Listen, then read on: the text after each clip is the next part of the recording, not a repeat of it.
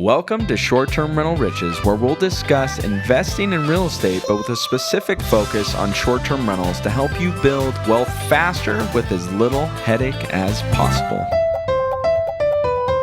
Today, we're going to dive in a little deeper into the subject of tiny homes and container homes. I think they both kind of fit in the same category. I talked about them briefly in a prior episode, comparing luxury rentals with unique rentals, which these would fit into, and then your plain Jane normal urban rentals, which is kind of like what I do.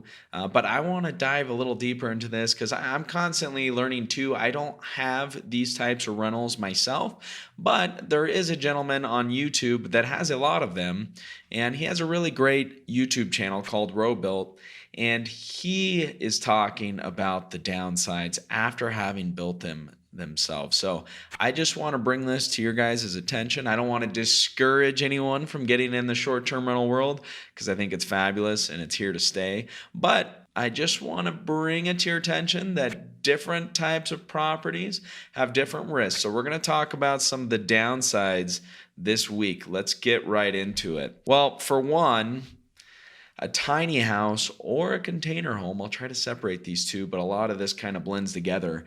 It's tough to finance.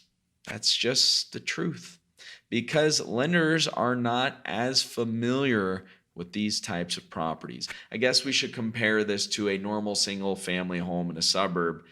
You have way more financing options with that than you would a container home, especially one that you're trying to build.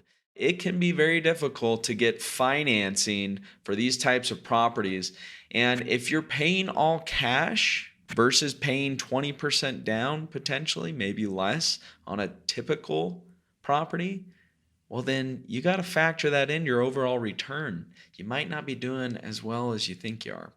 So financing can be difficult also because there's probably not going to be a lot of appraisals, right? There's not going to be a lot of comps for these types of properties. So if you're trying to get a loan, a lender's not going to have too much to go off most of the time.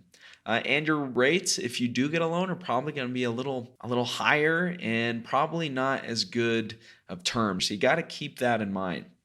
Next segment of tiny homes. Hopefully this doesn't come as a surprise to you, but yes, they are tiny. They are tiny, and a lot of things come along with a tiny property. And that's that you've got to have special furniture, probably. Your over-the-counter furniture from IKEA and stuff like that might not always work. You're probably going to have more built-ins and stuff like that. So yes, tiny homes are tiny. That also means you can't fit as many people. So if you're putting a tiny home in a place where you think it's going to be really well suited for vacation rentals where families might be going, well, you're going to need more tiny homes, right? Because you're not going to be able to fit as many people. So they're a little harder to design. The permitting can definitely be a lot trickier. And from Built's videos, he said that was one of the most challenging parts. And permitting and the design and all this leads into the fact that tiny homes might not be as cheap as you think they are. In fact, the tiny home that he built, I think this was also in Joshua Tree, it was $543 per square foot. That's really, really high. That's some of the most expensive real estate you can find. And of course, that's because it's very tiny. But you've got to keep in mind that you still have to put in a driveway that's probably the same size. You still have to get permitting for electrical, and the permit prices probably aren't going to be that much different. You still have to get water and electrical plumbed to your property. So a lot of those things aren't going to be less expensive just because your home's tiny. So you got to keep that in mind. And I think the reality is a lot of us want to get into tiny homes and these types of properties because we think that they're cheap to get into. Oh, you're right. And when you're right, you're right. And they can be, but only really if they're off the grid, if you're not having to go through harsh city regulations and permitting processes, and if you happen to be someone that's super handy and you can do it by yourself off the grid, well then yes, you could very likely build one of these for less money. I know I stayed in one in Colombia a couple years ago. It was awesome. A friend recommended it to me. I know that they probably maybe spent 20 to 30 grand on that property, and they were charging almost $100 a night. So that's a really good return. But from the example from this YouTube video, his 543 square foot tiny home cost him around $165,000. Not that this can't be a good investment. I just want to bring this to your guys' attention. If you're trying to do this in a place where the permitting process is difficult and there's not a lot of contractors that are familiar with tiny homes, then, or architects, that's another piece of it too. Just keep that in mind. It might not end up being as cheap as you think it could be. Next, let's move on to container homes, which are kind of similar, right? Container homes can be tiny, although they can be very big as well. And again, Robuilt has a great video on this, so we'll link this in the resources. I'm all for you guys just finding as much information as you can to make the best decisions possible. And again, I don't want to discourage you from getting into this, but container homes, I would say they're kind of trendy. They're kind of trendy, right? Just like tiny homes. And so we've got to ask ourselves, trends usually kind of fade. I'm not saying that they're going to, and especially with people being able to live and work virtually, that adds a lot to this type of property. But I still think they're a little trendy, and we can see that kind of in some of the pricing that's going on too. So on to container homes. The permitting is going to be very similar with these. These are different types of projects that people that work with the city are just not familiar with or as familiar with.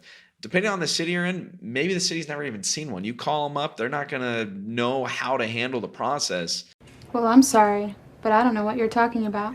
Because they just haven't done one before. So that could make it more difficult. When you have to do your safety inspections, is a safety inspector going to know how to inspect a steel container home? Probably not. They're probably not trained on those, right? So that could really shake things up. Again, architects are going to have a little less experience. And there's also this chance that the containers, they have a history, right? Unless you're buying a brand new container. And the costs of containers have gone way up, by the way. Remember when they used to be, $1,000, $1,500? I was looking into this. I kind of look into any type of real estate I can get my eyes on because I just love real estate. And I also like to diversify. So I remember when they were really cheap. I was talking with my friend in Brazil yesterday, actually, who runs a mine down there. They mine copper, and he's shipping large containers of copper all the time. And he told me that the cost of containers for him has more than doubled. So this is kind of a worldwide thing, especially after the pandemic. The supply chains have just gotten crushed, and they're having a hard time. So prices are going up.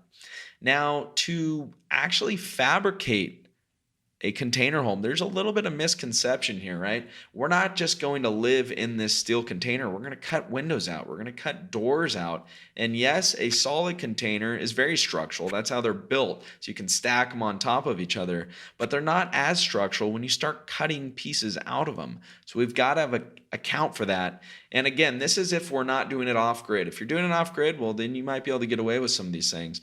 But if you're in a city where you're going to have this permitted, and a safety inspector comes in and something's not engineered correctly, well, maybe you have to get a structural engineer in there. Metal's not cheap to fabricate. So again, I think a lot of us think that we can build these container homes inexpensively, but the reality is they can be very, very pricey. One of the other examples in the YouTube videos was someone that already built these, and again, this depends on where you're at, but they can easily be in the six-figure range for a small container home. So keep that in mind. Financing, again, a lot of these two categories have a lot of the same similarities. Financing is going to be hard. You're not going to see a lot of appraisals on these. What's going to happen when you try to resell it and you don't have any comps to go off of? It's going to make things difficult too. So I just wanted to break down a few of these ideas, get you thinking a little bit if you're headed down this path. Not saying it can't be really lucrative. I know that it can. I have friends that are doing it very, very well. But let's factor in our whole return here. If we can't get financing and we have to put all this up in cash, that's going to be hard to beat a property where you only have to put 20% down, right? And then in the long run, the thing that I love about the types of properties that I talk about on this channel all the time is that they have good backup options. So, does your tiny home or does your container home, does it have good backup options? Can you put a long-term tenant in there if for whatever reason you need to, and are you still going to have a good return there? Are you going to be able to get your financing? Just keep all these things in mind. Don't want to discourage anyone. I love the short-term rental industry, so I hope you jump in. Just want to present some new information that I uncovered. So until next time, ponder that, give it a little more thought, and have a wonderful day. Have a wonderful week.